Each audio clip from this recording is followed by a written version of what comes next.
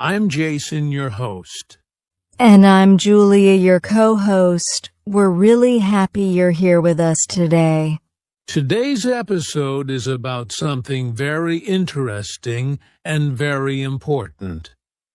We're talking about how to train your mouth to speak in English.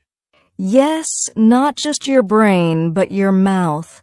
Because many learners understand English, they know grammar, they know vocabulary, but when they try to speak, something feels stuck. Exactly. You might think, I know this word, so why can't I say it smoothly? That's because speaking is a physical skill, not only a mental one. Your lips, your tongue, your jaw, all of them need practice, just like muscles in the gym. So today, we're going to show you how to train your mouth step by step, how to make English sounds easier, clearer, and more natural.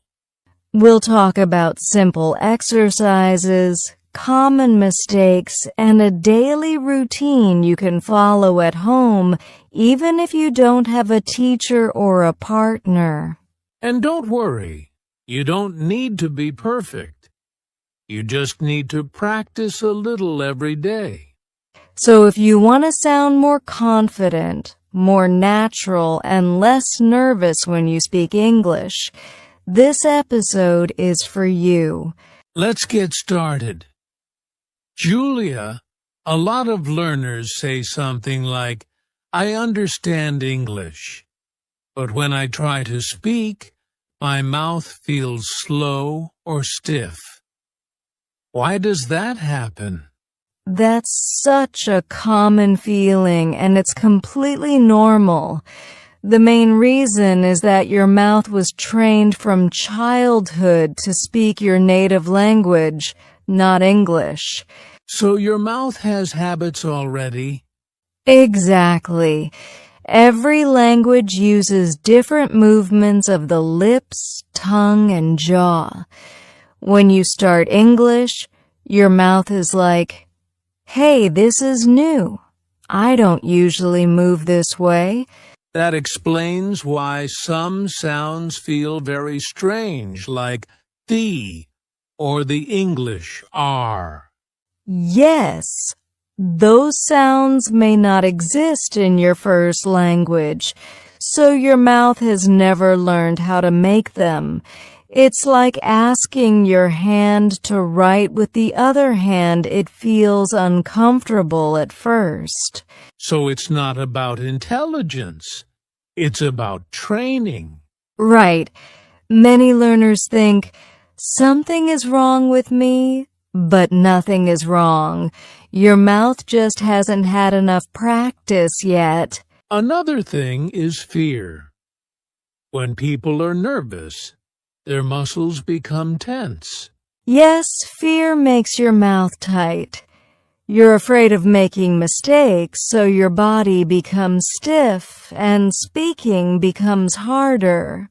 So the stiffness comes from two things: new physical movements and emotional tension. Exactly. Once you relax and practice the movements again and again, your mouth slowly becomes more flexible. So if your mouth feels stiff, that's actually a good sign. It means you're learning something new. Yes, and with the right exercises, that stiffness will disappear. So now that we know why the mouth feels stiff, let's talk about something interesting, how the mouth actually learns new sounds. Yes, because speaking is not just language, it's also biology. Your mouth muscles learn sounds the same way your body learns any physical skill. Like learning to ride a bike? Exactly like that. At first, it feels awkward. You fall, you make mistakes, and your body doesn't move smoothly. But after enough practice, Your body remembers what to do automatically. So the mouth has memory too? Yes, it's called muscle memory. When you repeat a sound many times, your brain creates a connection with the muscles in your lips, tongue, and jaw. And that connection becomes stronger with repetition. Right. The first time you try a sound, your brain is thinking very hard. After many repetitions, the movement becomes automatic. You don't think, you just speak. That's how children learn to speak their first language. Exactly. Children repeat sounds again and again, ba, ba, da, da, and no one tells them to stop because they're not perfect. They're training their mouth naturally. Yes, adults can do the same thing, but we need to practice on purpose. So slow repetition is actually better than fast speaking? Absolutely. Slow, clear repetition helps your brain and muscles connect correctly. If you go too fast, your mouth just uses old habits. So the key is repeat slowly, clearly, and often. Exactly. That's how your mouth learns new sounds, not through thinking, but through doing. So if you want better pronunciation, you don't need more rules, you need more repetition. Yes, kind repetition, patient repetition, daily repetition. All right. Now let's move into the practical part. Step 1. Training English sounds. Yes, this is where real mouth training begins. Before sentences, before conversations, we start with sounds. Because if the sounds are unclear, everything else becomes harder. Exactly. English has some sounds that many languages don't have, so learners often avoid them or replace them with easier ones. Let's talk about a few common ones. One famous one is the thought sound, like in think or this. Many learners say tink or dis instead. And the mouth position is very different. Your tongue actually goes between your teeth. Yes, gently, not strongly, just a little forward. Another difficult sound is the English R. Right. In many languages, R is rolled or very strong. In English, it's softer, and the tongue pulls slightly back. What about V and W? Great example. V uses the teeth and lower lip very. W uses the lips only water. Many learners mix them. So the goal is not just to hear the difference, but to feel the difference. Yes, feel where your tongue is. Feel what your lips are doing. So how should learners practice this? First, choose a few difficult sounds. Second, practice them alone. Just the sound, not words, not sentences. Like or, r. Exactly. Use a mirror. Watch your mouth. Compare with a native speaker if you can. So step 1 is slow, focused sound training. Yes, build the foundation before building the house. All right, Julia. Step 2 is what I like to call the mouth gym. Sounds fun, right? Absolutely. Just like our body needs a gym to stay fit, our mouth muscles need exercises to stay flexible and strong for English. Many learners don't realize it, but speaking English uses muscles in ways we never used before. Lips, tongue, jaw, they all need training. Exactly. And the good news is, these exercises don't take long. Just a few minutes each day can make a big difference. So, what kind of exercises are we talking about? First, lip exercises.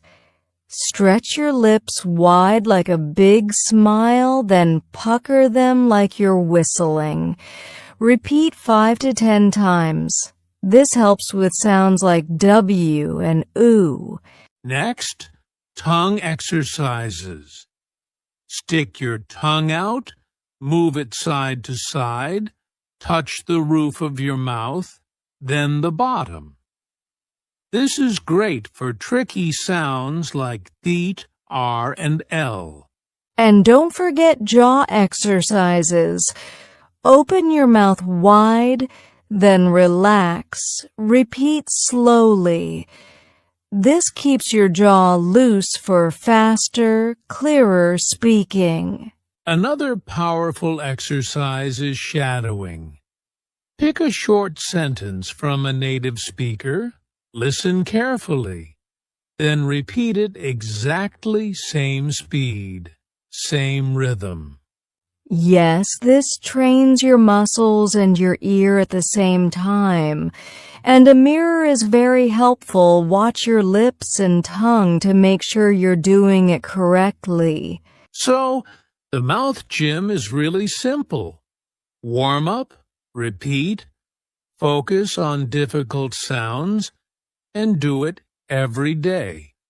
Exactly. Even 5 to 10 minutes daily will start making your English sound more natural in a few weeks. Step 2. Complete. Strong muscles, stronger speaking. All right, Julia. We've trained the sounds and done our mouth gym. Now it's time for step 3. From sounds to sentences. Yes. This is where learners often get stuck. They can say words clearly, but when they try a full sentence, it becomes difficult. Exactly. This happens because speaking sentences involves linking sounds, stress, and rhythm, not just saying words one by one. Right. English is a connected language. Words in a sentence often flow into each other. For example, I want to go sounds like I want to go. So if you only practice individual words, your mouth isn't ready for the flow of real English. Exactly. That's why the next step is sentence practice. Start slowly, pronounce each word clearly, then gradually connect them. And don't forget word stress. Some words are stronger, some are weaker. For example, in I want to go to the store, the main stress is on want and store. Yes, practicing rhythm and intonation makes your English sound natural, not robotic. A helpful exercise is chunking phrases. Instead of saying one long sentence, break it into smaller chunks. I want to go to the store. Repeat each chunk, then connect them slowly. Also, shadowing works here too. Listen to a short sentence from a native speaker, then repeat it exactly same speed, same rhythm, same intonation.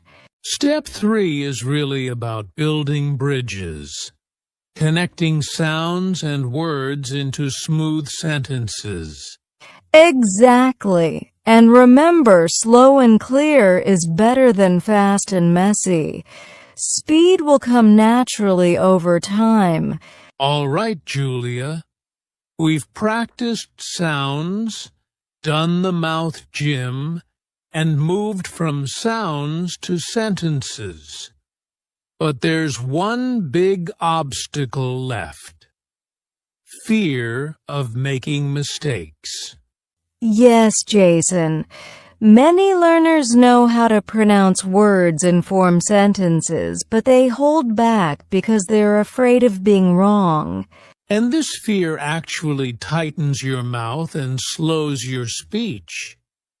Your muscles get tense, and suddenly all the exercises you've done feel useless. Exactly. The first step is to accept that mistakes are normal. Even native speakers make mistakes sometimes. That's true. Mistakes aren't failures. They're signals that your brain and mouth are learning something new. A helpful tip is to practice in a safe environment first, alone, in front of a mirror, or recording yourself.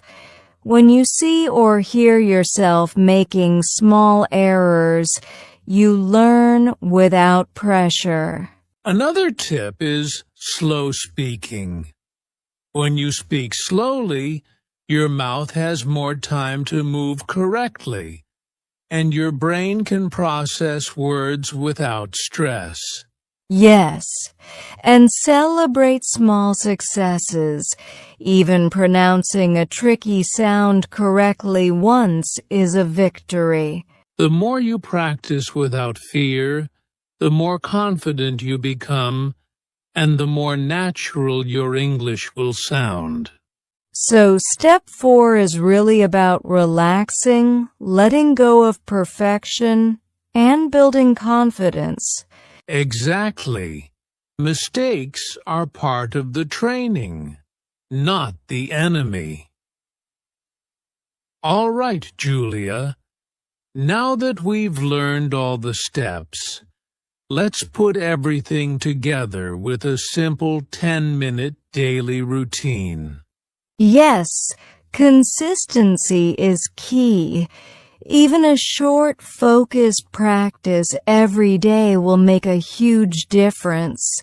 Here's a simple breakdown. First, sound practice 3 minutes. Pick 2 to 3 difficult sounds like th, r, or vw, and repeat them slowly, focusing on accuracy. Next, sentence shadowing 4 minutes. Listen to a short sentence from a native speaker, then repeat it exactly same speed, same rhythm, same intonation. Finally, free speaking 3 minutes. Talk about a topic you like, even if it's just to yourself. Try to connect words smoothly. Use correct pronunciation. And most importantly, don't worry about mistakes. Doing this every day trains your mouth muscles, builds rhythm, and boosts confidence. And the best part? You only need 10 minutes. Imagine doing this every day for a few weeks. Your English will start to sound much more natural. Exactly. Small, consistent steps win the race. Julia, even with all these exercises, many learners still make mistakes that slow down their progress. Yes, Jason. Let's go over a few common ones. First, only listening and not speaking. Listening is important, but if you never move your mouth, your muscles don't learn. Exactly. You need both input and output. Another mistake is speaking too fast too early. Many learners try to rush, and it ends up unclear and stressful. Yes, slow and clear is always better than fast and messy. And one more common mistake, avoiding difficult sounds. If you skip them, you'll never master them. So the key is to practice consistently. Focus on difficult areas and be patient with yourself. Exactly. Mistakes are part of the learning process. Embrace them and keep going. So, Julia, let's quickly recap what we've learned today. Sure. Step 1. Train individual English sounds. Step 2. Do your mouth gym exercises daily. Step 3. Connect sounds into sentences. Step 4. Speak without fear of mistakes. And finally, follow a simple 10-minute daily routine. Exactly. And remember, the key to success is consistency. Even small daily practice will make your mouth and your brain work together smoothly over time. Yes, don't worry about mistakes. They are part of the learning journey. Focus on progress, not perfection. And here's your challenge for today. Start your 10-minute routine right after this episode and commit to doing it every day this week. That's right. Your mouth will start to feel more flexible. Your speech will get clearer, and your confidence will grow. Thanks for joining us today.